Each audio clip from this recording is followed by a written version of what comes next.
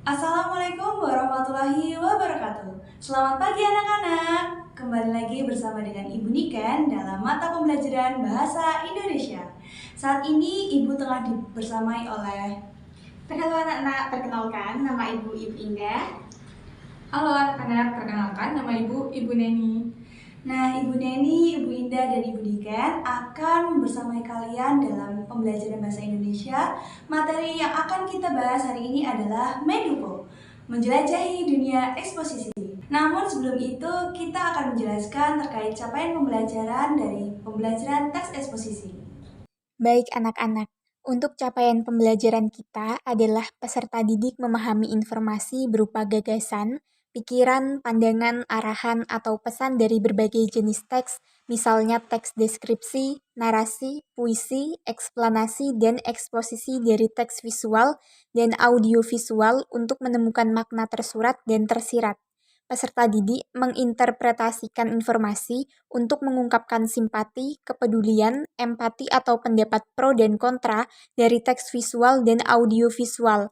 Peserta didik menggunakan sumber informasi lain untuk menilai akurasi dan kualitas data serta membandingkan informasi pada teks. Selain itu, peserta didik mampu mengeksplorasi dan mengevaluasi berbagai topik aktual yang dibaca dan dipirsa. Anak-anak, Medupo menjelajah dunia eksposisi akan mengajak kamu untuk belajar yang pertama pengertian teks eksposisi, yang kedua tujuan teks eksposisi, yang ketiga unsur teks eksposisi, yang keempat ciri-ciri teks eksposisi, yang kelima jenis teks eksposisi, yang keenam struktur teks eksposisi, yang ketujuh kaidah teks eksposisi, dan yang kedelapan mari bermain bersama Medupo menjelajahi dunia eksposisi. Baik, itu dia adalah capaian pembelajaran yang akan kita tempuh pada hari ini. Baik, untuk selanjutnya kita akan memasuki materi terkait eksposisi. Kemudian akan dijelaskan oleh Ibu Indah terkait pengertian dan tujuannya. Kepada Ibu Indah disilakan. Oke anak-anak, kita memasuki ke materi yang pertama ya, mengenai pengertian dan juga tujuan dari teks eksposisi. Apa sih teks eksposisi itu? Jadi, teks eksposisi adalah teks atau tulisan yang berisi mengenai informasi dan juga pengetahuan. Informasi dalam teks eksposisi diperoleh berdasarkan fakta dan juga argumen dari seorang penulis. Sedangkan tujuan dari teks eksposisi adalah untuk menambah pengetahuan dan juga wawasan dari seorang pembaca dalam membaca teks eksposisi. Nah, bagaimana anak-anak? Sudah paham kan mengenai pengertian dan juga tujuan dari teks eksposisi? Selanjutnya kita akan memasuki materi yang akan dijelaskan oleh Ibu Neni. Baik anak-anak, selanjutnya Ibu Neni akan menjelaskan mengenai unsur dari teks eksposisi. Jadi teks eksposisi sendiri memiliki dua unsur. Yang pertama, memiliki gagasan. Unsur teks eksposisi yang pertama itu mengandung gagasan. Teks eksposisi sendiri memiliki banyak gagasan seperti penilaian, komentar, dan saran dari penulis terkait suatu topik yang sedang dibahas. Nah, banyak gagasan dalam teks eksposisi dapat mengajak pembaca untuk ikut menanggapi masalah yang sedang dibahas oleh penulis. Nah, kemudian yang kedua, unsur teks eksposisi adalah mengandung fakta.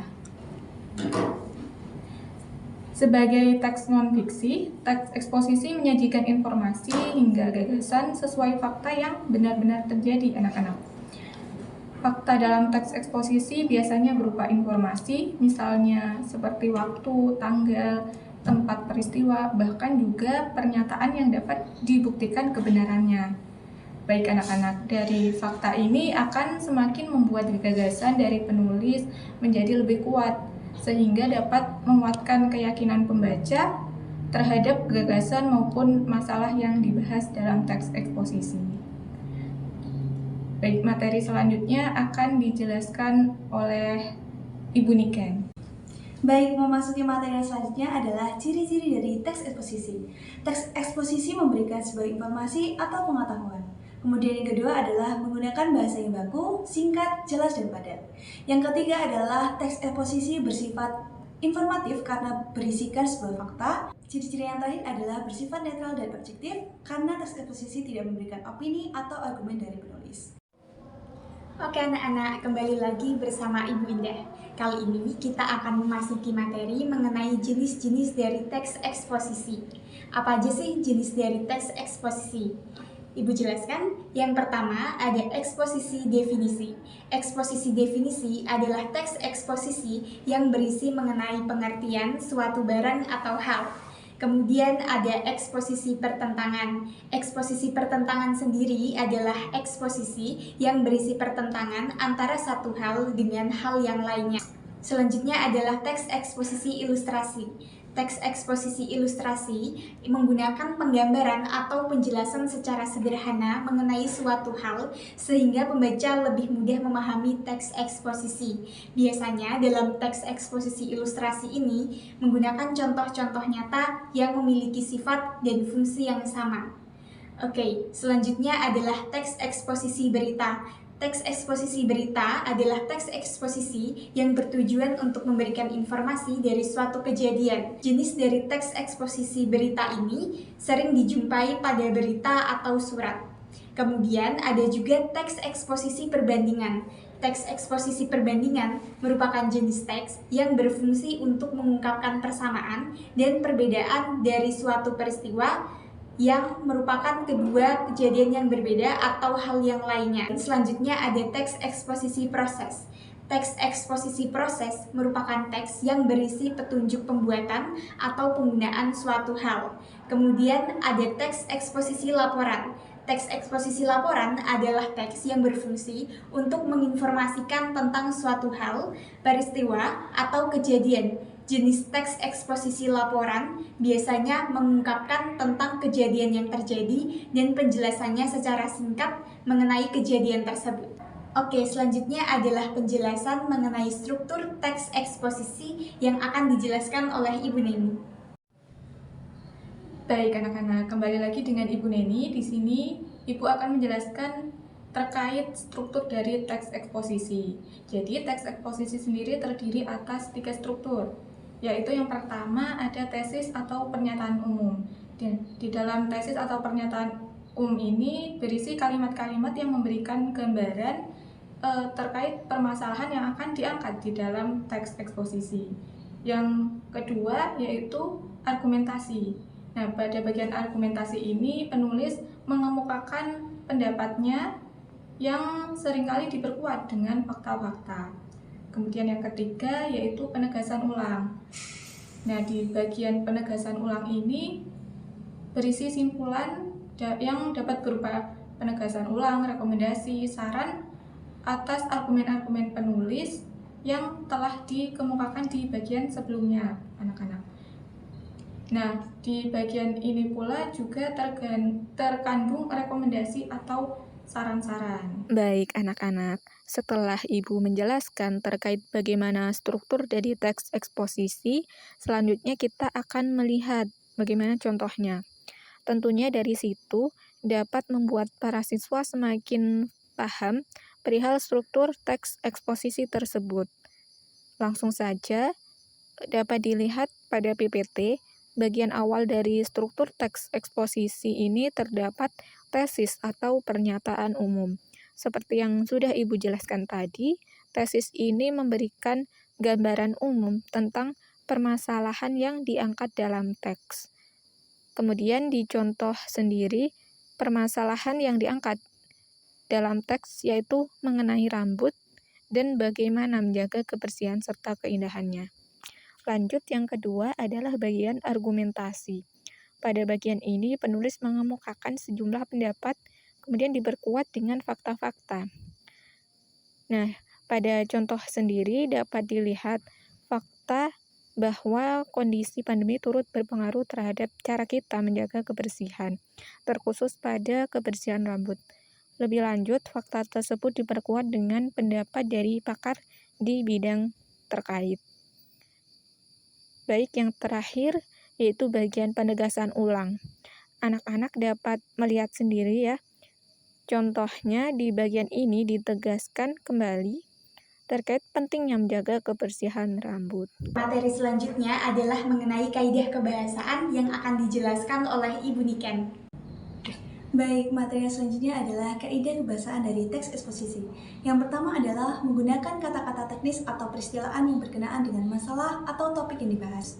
Kemudian yang kedua adalah menggunakan kata-kata yang menunjukkan hubungan penyebab untuk mengatakan suatu yang argumentatif seperti hubungan kausalitas. Misalnya, kata jika, maka, sebab, disebabkan, karena, dengan, demikian, akibatnya, sehingga, oleh karena itu. Contohnya dalam suatu penggalan, oleh karena itu, rambut harus dijaga keindahannya, baik kebersihan maupun kesehatannya. Oleh karena itu, menunjukkan kata hubungan sebab akibat. Kaidah yang ketiga adalah menggunakan kata-kata yang menyatakan hubungan temporal. Contohnya adalah sebelum itu, kemudian, pada akhirnya, sebaliknya, ataupun perbandingan pertentangan seperti sementara, sedangkan, berbeda halnya, namun, tetapi. Nah, kata-kata seperti itu digunakan untuk menyampaikan urutan argumentasi atau fakta ataupun penolakan pertentangan terhadap argumen lainnya. Kaidah kebahasaan selanjutnya adalah menggunakan kata-kata kerja mental, yakini kata kerja yang menyatakan kegiatan abstrak sebagai bentuk aktivitas pikiran. Nah, kata-kata yang dimaksud misalnya memerhatikan, menggambarkan, mengetahui, memahami, berkeyakinan, berpikir, dan lain-lainnya. Nah, kata-kata tersebut digunakan dalam pernyataan yang mengungkapkan pendapat penulis terkait dengan masalah yang dibahas. Contohnya adalah akan tetapi, perlu kita ketahui bahwa setiap rambut mempunyai tipe yang berbeda sehingga penanganan pun harus berbeda. Kaidah kebahasaan selanjutnya adalah menggunakan kata-kata perujukan seperti menurut, berdasarkan, atau merujuk. Contohnya adalah berdasarkan penelitian yang baru diterbitkan oleh New England Journal of Medicine menunjukkan bahwa virus corona bisa hidup selama 3 hari di rambut. Kaidah selanjutnya adalah menggunakan kata-kata persuasif seperti hendaklah, sebaiknya, diharapkan, perlu, harus, seharusnya. Contohnya dalam kata demikian kita harus membiasakan diri untuk menjaga kebersihan rambut. Nah, itu tadi merupakan kaidah kebahasaan dari teks eksposisi. Untuk aktivitas selanjutnya akan dipandu oleh Ibu Indah. Oke anak-anak, itu tadi merupakan materi teks eksposisi yang sudah dijelaskan oleh Ibu Niken, Ibu Indah, dan juga Ibu Neni.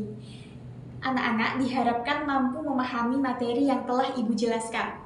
Agar anak-anak lebih memahami materi mengenai teks eksposisi, Ibu akan memberikan aktivitas berupa games.